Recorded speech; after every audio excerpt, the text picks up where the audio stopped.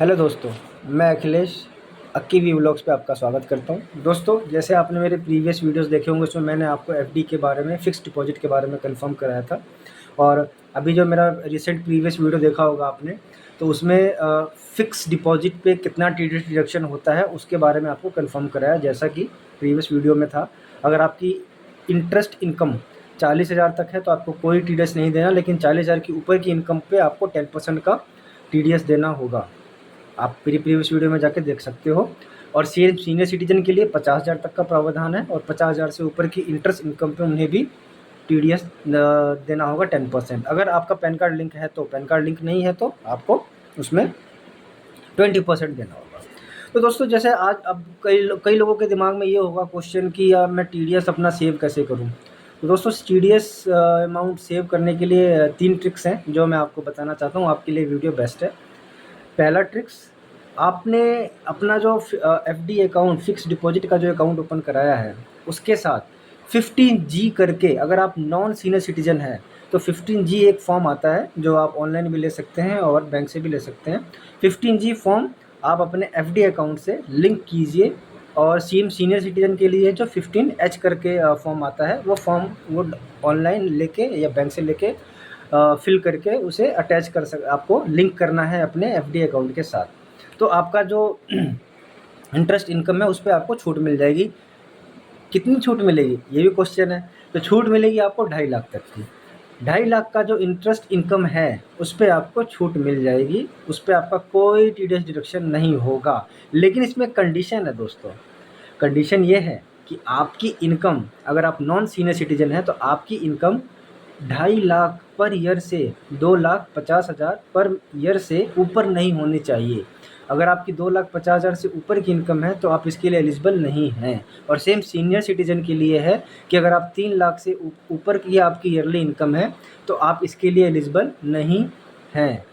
लेकिन आप जैसे सीनियर सिटीजन और नॉन सीनियर सिटीजन की इनकम, सीनियर सिटीजन की 3 लाख से और नॉन सीनियर सिटीजन की 2.5 लाख से कम इनकम है तो वो इसके लिए एलिजिबल हैं। वो अपना फॉर्म फिल करके लिंक करके सबमिट कर सकते हैं और 2,50,000 के इंटरेस्ट इनकम पे छूट प्राप्त कर सकते हैं।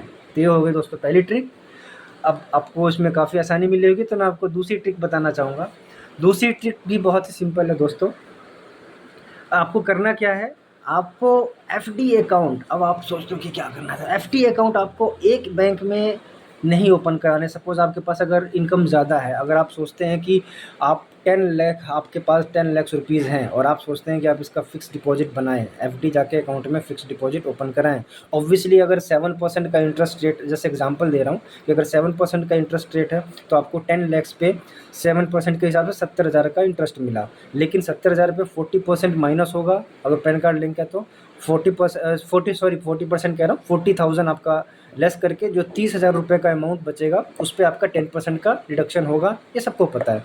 लेकिन यहाँ पे आप सेव कैसे कर सकते हो कि आप उस 10 लाख को एक बैंक में ओपन ना करके 5 लाख आपने सपोज एक बैंक में किया और 5 लाख का एफडी दूसरे अकाउंट में फिक्स डिपॉजिट ओपन करा दिया। जब आपने 5-5 लाख के 2 अकाउंट अदर बैंक में ओपन कराए तो जब ईयरली कैलकुलेशन होगा तो आपका इंटरेस्ट कितना बना, 5-5 लाख के हिसाब से 35,000। तो जब 35,000 बना तो उस बैंक ने अलग कैलकुलेशन करी, इस बैंक ने अलग कैलकुलेशन करी। तो उस पर आपका 35% पे आपका जो है 40,000 से कम पे है तो आपको उस पर कोई इंटरेस्ट इनकम पे कोई चार्जेस टीडीएस का नहीं कटेगा। और सेम इधर इस पे भी है, आपका इस पे भी इंटरेस्ट इनकम पे कोई चार्जेस नहीं कटेगा। तो आशा करता हूँ आपको समझ में आ गया होगा। लेकिन ये सिर्फ टीडीएस डिडक्शन का है दोस्तों, टैक्स डिडक्शन अलग होता है। ये सिर्फ टीडीएस डिडक्शन की बात कर रहा हूँ मैं। अब इसमें मैं आपको तीसरी ट्रिक बताना चाहूँगा दोस्तों। तीसरी ट्रिक सबसे बेस्ट कह सकते हैं आप, और काफ़ी हेल्पफुल भी कह सकते हैं, कि आपको अपने अकाउंट को, जो आपका एफडी अकाउंट है, आपको उसको सेविंग अकाउंट के साथ मर्ज करना होगा, लिंक करना होगा। उसका बेनिफिट ये है कि जो आपका टीडीएस डिडक्शन होगा वो आपके टीडीएस का जो रिटर्न इनकम है उस पे ना होके आपका सेविंग अकाउंट्स पे वो डिडक्शन होगा। सपोज़ आपने 10 लाख का एफडी किया, उसके 7% के हिसाब से इंटरेस्ट मिला, 70,000 पे 3,000 का आपका डिडक्शन हुआ। लेकिन जब आपका सेविंग अकाउंट से अगर वो लिंक है तो आपका 70,000 रुपये डिडक्शन ना होकर आपके सेविंग अकाउंट से डिडक्शन होगा और आपका पूरा अमाउंट मिलेगा 10,70,000 और नेक्स्ट ईयर भी आपको 10,70,000 रुपये इंटरेस्ट मिलेगा। तो ये आप एक बेनिफिट, ये 3 ट्रिक्स हैं जिनसे आप अपना सेविंग अकाउंट लिंक करके अपने एफडी पे ये आप इंटरेस्ट जो है, सो इंटरेस्ट जो आपका इनकम आता है उस पे आप अपना सेव कर सकते हैं टीडीएस का डिडक्शन। दोस्तों एक चीज़ और मैं आपको बताना चाहता हूँ, ये जो हमारा टीडीएस काटा जाता है, ये टीडीएस काट कर डायरेक्ट इनकम टैक्स डिपार्टमेंट में सबमिट कर दिया जाता है। और जब भी हम नेक्स्ट ईयर अपना फाइनेंशियल ईयर में अपना टैक्स रिटर्न फाइल करते हैं तो उसमें ये टीडीएस के ये टीडीएस उसमें एडजस्ट हो जाता है। यानी हम ये कह सकते हैं कि एज अ एडवांस टैक्स हम एडवांस टैक्स हमारे इंटरेस्ट से काट लिया जाता है। और दोस्तों एक चीज़ और मैं आपको बताना चाहूँगा कि जैसे आपने किसी भी बैंक से अपना फ़िक्स डिपॉज़िट ओपन कराया है तो बैंक में जाइए और हर साल का अपना टीडीएस सर्टिफिकेट लेना ना भूलें, ये बहुत इम्पोर्टेंट है।